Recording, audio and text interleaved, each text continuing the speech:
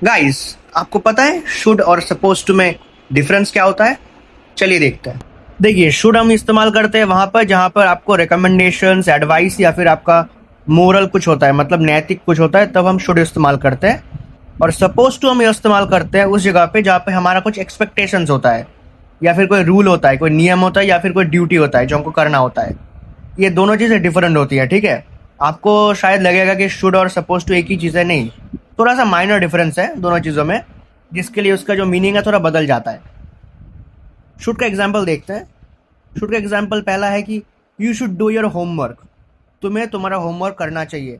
ये एक आइडिया हो सकता है या फिर एडवाइस हो सकता है। हम किसी को एडवाइस दे रहे हैं कि तुम्हें अपना होमवर्क करना चाहिए, तो इस जगह पे हम शुड का इस्तेमाल करेंगे। एक और एग्जाम्पल है, you should drink more water, तुम्हें और ज़्यादा पानी पीना चाहिए। ये भी एक एडवाइस हो सकता है कि मैं किसी को एडवाइस कर रहा हूँ कि तुम और ज़्यादा पानी पियो। तो इन जगहों पे हम शुड का इस्तेमाल करेंगे, ठीक है। और जब सपोज टू की बारी आती है, तो सपोज टू के केस में देखेंगे, he was suppose to attend the exam, उसको एग्ज़ाम अटेंड करना चाहिए था।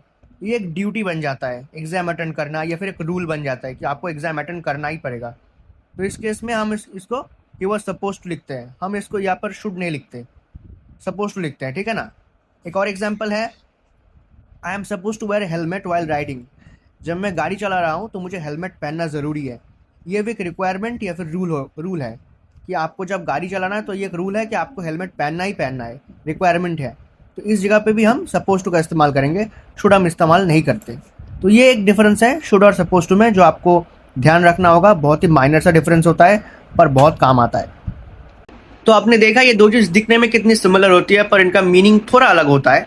मतलब सुनने में भी सेम लगता होगा शायद, जब आप किसी को सुनते हैं सपोज टू या फिर शुड इस्तेमाल करते हुए लगता होगा कि सेम है, पर थोड़ा मीनिंग चेंज होता है, इनके यूज़ केसेस डिफरेंट होते हैं। तो आप भी जब इसको यूज़ करेंगे तो थोड़ा समझ के कीजिए कि कहाँ कौन सा चीज़ यूज़ होता है। अगर आपको वीडियो अच्छा लगा तो एक लाइक कर सकते हैं और मुझे फॉलो कर सकते हैं।